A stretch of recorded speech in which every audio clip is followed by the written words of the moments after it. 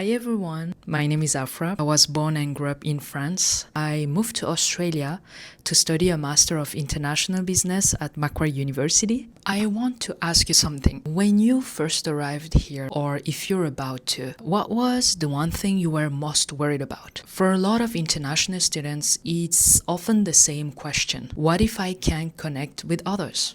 What if I can't make friends quickly? Well, today I want to share something that genuinely helped me with that. As I mentioned in my previous video and first one on this channel, 1 week before classes start, the university organizes meetings, events, presentations on campus.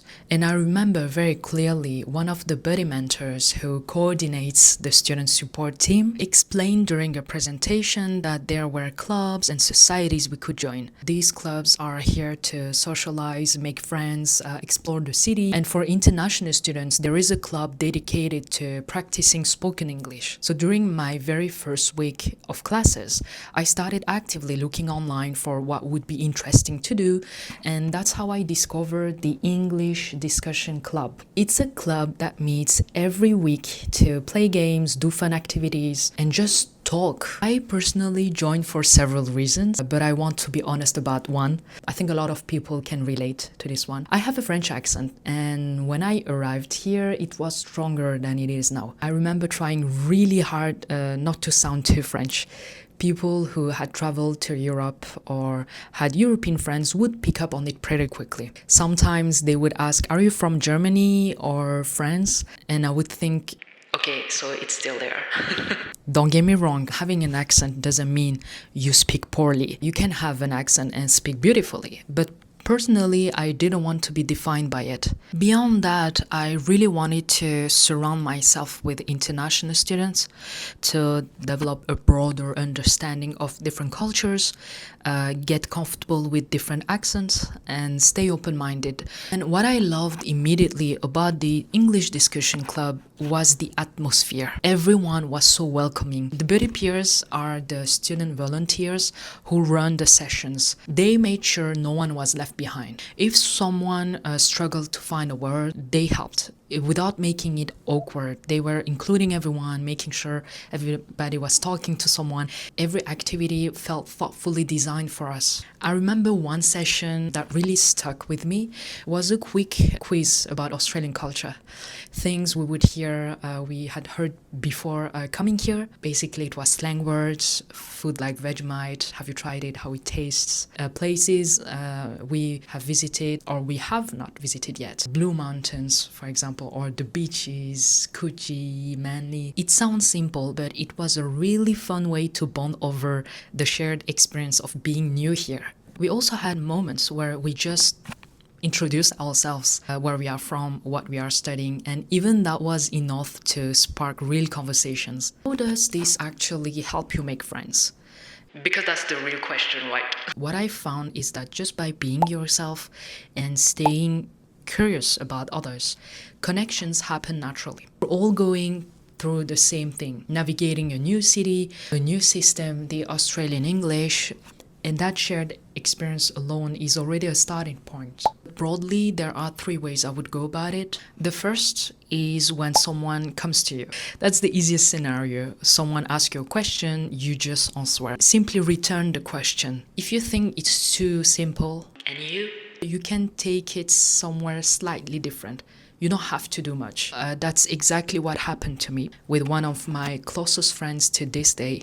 A Chinese that was studying a Bachelor of Arts, if I remember well. Bachelor of Teaching or Bachelor of Arts. I'm sorry, Alex, if you're watching this. From the very first conversation, he was full of energy. Oh my God, he told me he wanted to travel to France, learn French, and that he was deeply into French philosophy. France. And I remember thinking, okay, I need to match this energy. I need to say something engaged and show him that I'm not rude. I told him that my sister had studied a little bit of Chinese in high school. I also told him I knew how complex the language was. I remember asking him to teach me a few expressions, which city he was from. So that was a really good question because he could say he's from Shanghai, for example, and I could ask more questions about the city, what's famous famous there? Has he always lived there? And that was it. China is such a vast country. You can ask questions about other cities. You can see that one conversation turned into a real friendship. The key is to share something about yourself. And if you would rather keep things private, share what you know or have heard about someone's culture or their passion. What brought them to Australia, for example. There is always a door. My second approach is when you're the one making the first move, especially with someone who seems quieter or more reserved. I would start with something simple and non-intrusive, an observation, a light comment, and I did that with a guy from Nepal. I said, "Hey, I really like your shirt. Where did you get it?" And he said, "Nepal." And so I asked, "Oh, are you from there?" He said yes. And we kept talking during the sessions. He came every week, a really lovely person, and it all started with a comment about his shirt. The third approach is one I personally really enjoyed, going up to people from countries I had never visited or never really encountered before, showing up with genuine curiosity about their world.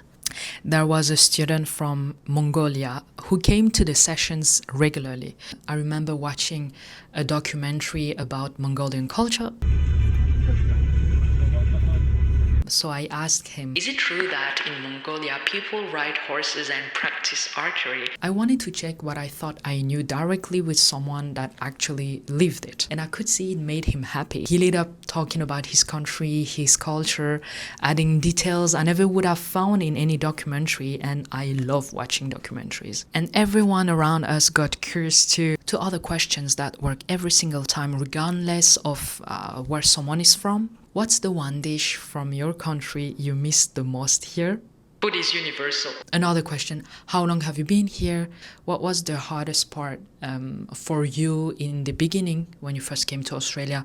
That one creates an immediate connection because everyone has an answer to that. Everyone has a story about those first weeks here. If you're an Australian student watching this, you might think this club is only for international students, but it's not. And I would actually argue that you have one of the most interesting roles to play here as a buddy peer. Think about it.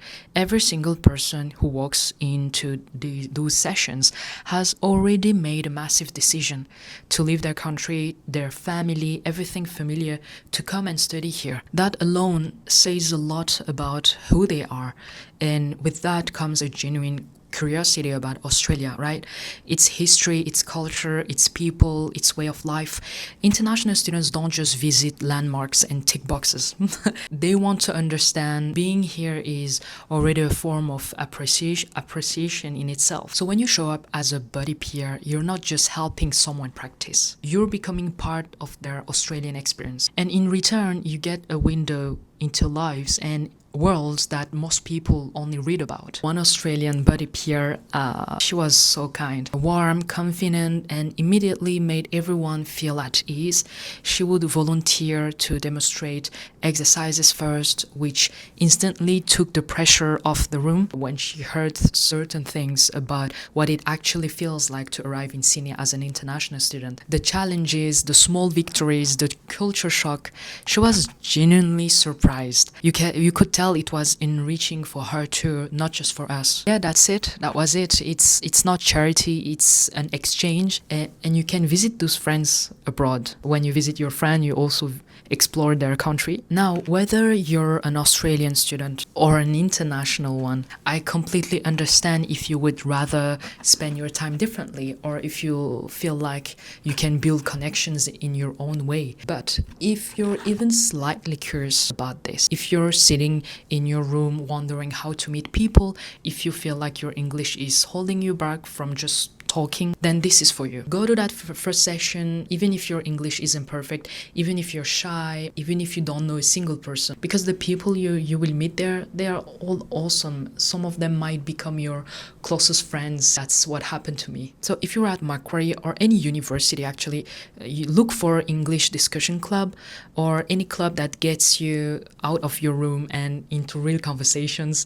It's free, it's fun, and it will genuinely change your experience here. And if if you want to find out more upcoming sessions, events, how to get involved, their Instagram page has everything you need. If you've already been in one of those sessions, tell me in the comments what was your favorite moment. And if you're thinking about going for the first time, drop a comment below. I will be cheering you on. And before ending the video, after attending sessions as a student for a full semester, I decided to take it one step further. I became a buddy peer myself. And being on the other side of the room changes everything. That's what my next video is going to be about. So make sure you subscribe so you don't miss it. And I will see you there. Bye.